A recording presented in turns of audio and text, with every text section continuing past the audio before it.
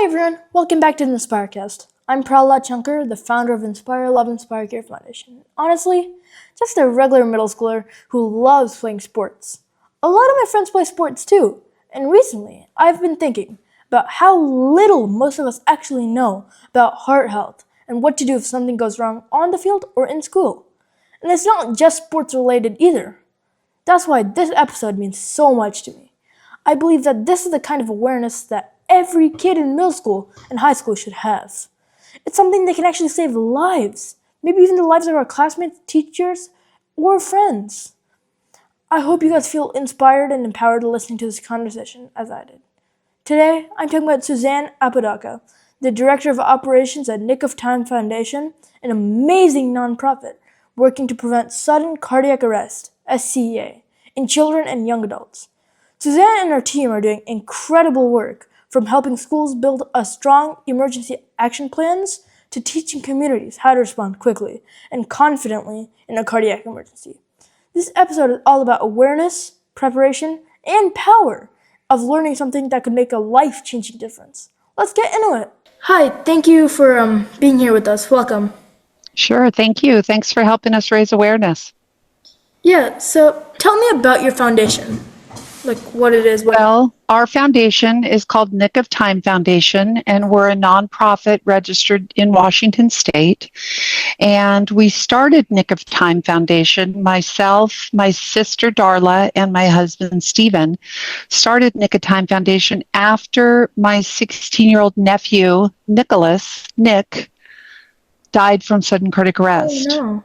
Yeah, he was an athlete. He wrestled and he played football. And he had played soccer, and he passed his sports physical that you have to get when you play high school sports. You have to get a sports physical, and a doctor has to fill out the forms. And you for most schools, you have to turn that in before you can play sports at school. And Nicky had a sports physical 5 months before he died, and the doctor just listened to his heart with a stethoscope. He didn't do anything else, any other testing on Nick's heart, and they normally don't in a sports physical. So if they would have done more testing, they would have seen that his heart was too big for his age and his size.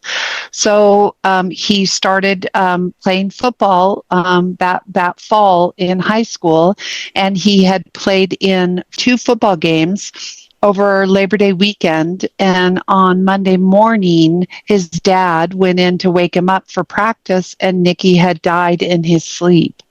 And it was a complete surprise because he had no symptoms before he had died in his sleep of sudden cardiac arrest. So we didn't even know that this could happen to kids. So we started after Nicky passed. About a year later, we started volunteering for the American Heart Association. And it was a nice way to do something to help others, but it really wasn't the right fit because the American Heart Association is really geared more towards adults and older people that have heart problems that are because of their lifestyle. Maybe they don't eat right or they have hereditary things. And we didn't really feel like it was the right fit for us because we really just wanted to tell other parents and kids and coaches that they needed to check the kids' hearts better, that we weren't doing enough to check their hearts. The stethoscope wasn't enough. So that's why we started Nick of Time Foundation. We named it after him because we wanted to honor him. And our goal at the beginning, and still is to find these problems in kids so they can be fixed and prevent another family from losing their child the way we did. So that's why we started Nick of Time Foundation. Thank you. Yeah. It seems like an amazing thing, like an amazing cause. And I'm not educated medical person, so I just want to ask, why don't doctors do more than the stethoscope? Because the heart is such an important organ to the body. Well, that's a really good question. They do a little bit of testing when a baby's born, and they do find kids that, infants, newborns that are born with a problem with their heart. But the things that typically lead to sudden cardiac arrest in kids don't show up until later, and they think that it's rare because there just hasn't been a lot of documentation, and there hasn't been a lot of research done. But when we started our foundation, we met a doctor at the University of Washington, Dr. Jonathan Dresner, who was doing a research project on sudden cardiac arrest in kids in high schools. So he was doing research to see how many high schools in Washington state had automatic defibrillators. Because when you have a sudden cardiac arrest, the only thing, CPR will keep you alive and keep blood going to your brain, but a shock with a AED or an automated external defibrillator will shock the heart back into a healthy rhythm. So he was doing research about that, and we met him, and we just kind of joined forces, and he's our medical advisor, medical director for our foundation. And we just, it's strength in numbers. He already was interested in it, and then he heard about our story, and we decided to join forces. And one of the things that we're doing is helping him collect data for research at the University of Washington. So our foundation does three things. We raise awareness like this. We go and talk to groups. We talk to adult groups. We talk to student groups, anybody and everybody that'll listen, and tell them that this happens, and it's not rare. It's the leading cause of death in exercising youth. We lose a high school aged student athlete every 3 days in the United States. So it's not rare. And a lot of the things that can cause sudden cardiac arrest in kids between the ages of 12 and 24 can be found with a simple EKG, which is an electrocardiogram test that measures the electrical activity in your heart. So we do three things for our foundation. We raise awareness and tell people like you and your mom and everybody that this happens. We need to do a better job at checking kids' hearts. The second thing we do is we teach a lot of CPR in the community and at the schools. CPR is, I'm sure you've probably heard about it and seen it on TV, where when somebody collapses and they're unconscious, you start pounding on their chest to help blood circulate to their brain until the 911 can get there.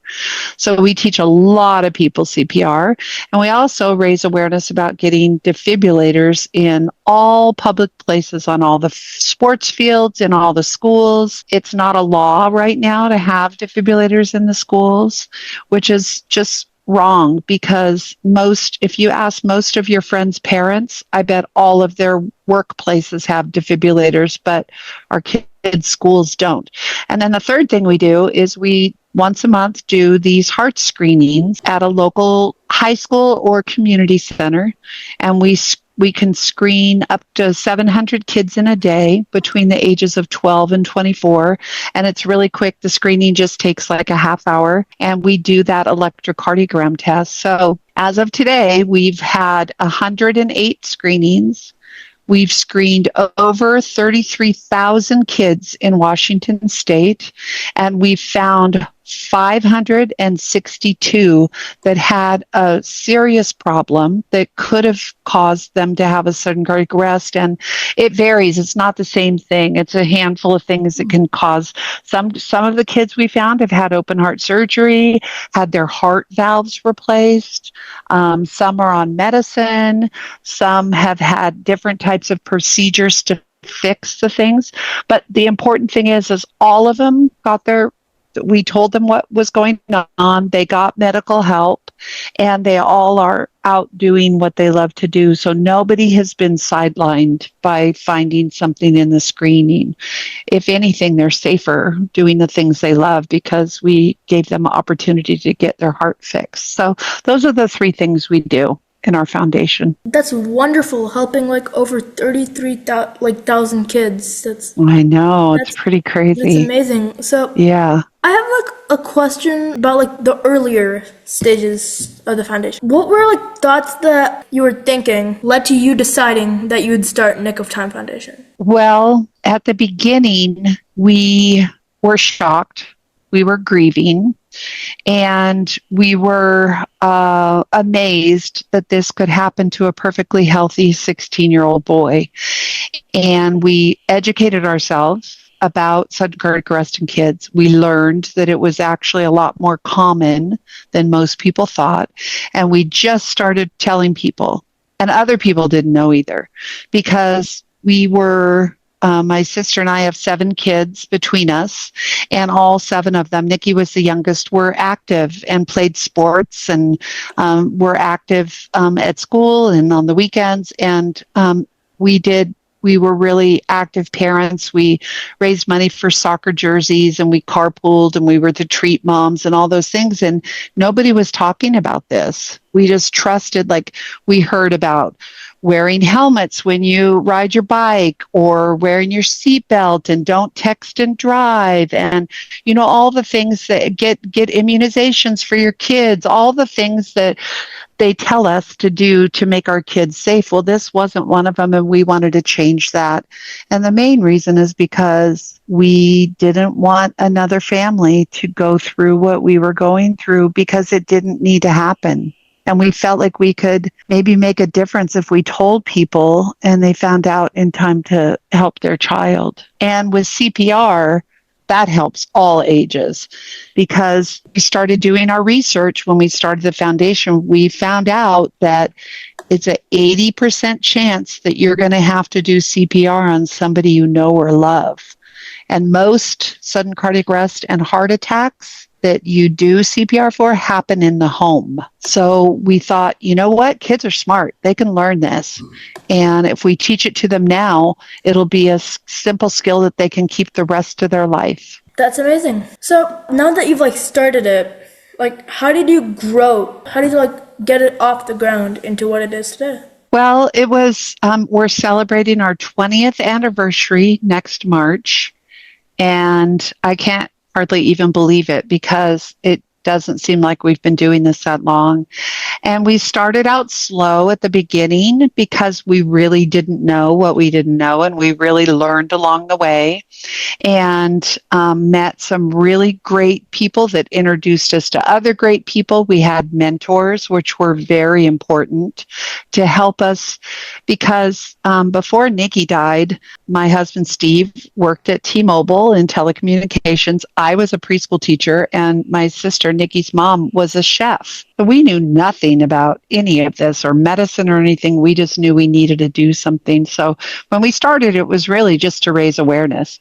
And we just went in front of groups and taught CPR and talked about sudden cardiac arrest in kids.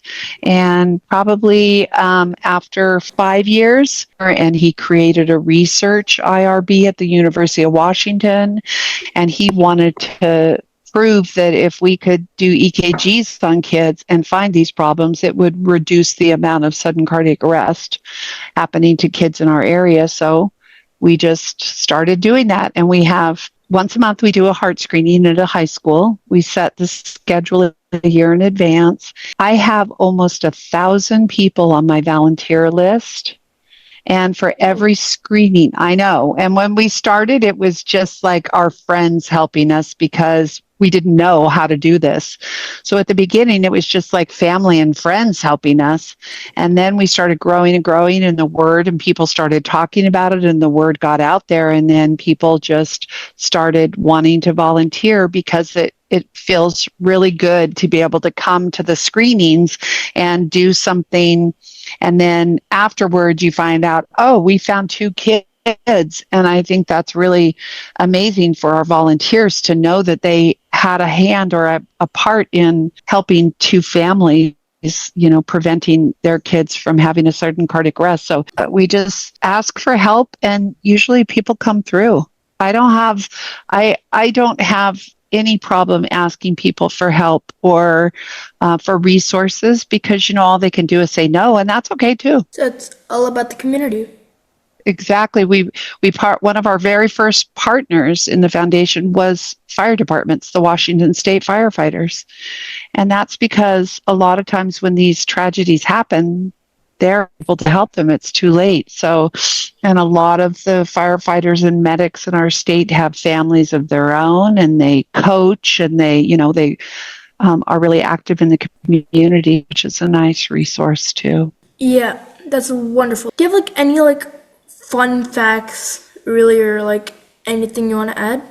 Well, there's a couple things. Fun facts are just that we have so many volunteers that really have created kind of a family, and they're so happy to see each other every month, and they tease and they have a good time, but they're also really professional and help us get the job done. And it really does feel like a family because these people a lot of them are taking a day off from work or taking a vacation day, and they just really love to come and help us. One last thing I'd like to say for your listeners is that the last Saturday in February, I think it's February 28th, let me check on that.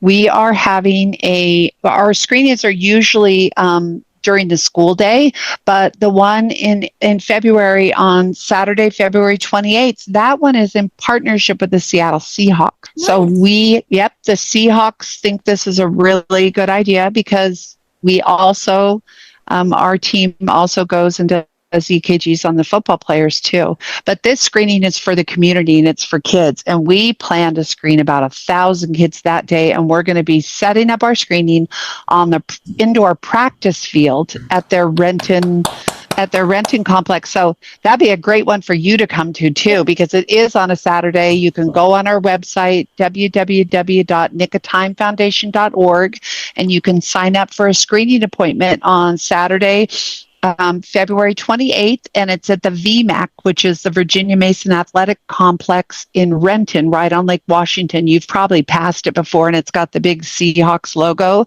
And it's pretty cool because the Seahawks let us set up our whole screening on the football field inside, and they've got players that come and the cheerleaders. It's just a great event, and we can screen more because it's a bigger space and because it's a Saturday, and it's usually easier for parents to bring kids. So, and then there's going to be other activities besides learning CPR at the screening also. Wow. Yeah, it'll be really great. Yeah, so thank you so much. Thank you so much for coming here, spending time with us. Sure. Yeah. Thank you for asking. Anytime we get the opportunity to be able to raise awareness and tell kids and families that this is something they need to be aware of, and then tell them how to come and get their heart screened or learn CPR, just go to our website. It helps us honor my nephew, Nikki, and it helps us to prevent another family from going through what ours have. But thank you so much. I really appreciate it. You're very inspiring too, and it's nice to see young people carrying and hopefully carrying on the commitment to taking care of the community after all the adults are old and wrinkled up. But thank you. I appreciate it. Yeah, thank you. Thank you for doing what you're doing. Keep up the good work. Thank you. Sure. And I hope to see you at the end of February at our screening with the Seahawks. Yeah. Have a great holiday. Thank you. Thank you.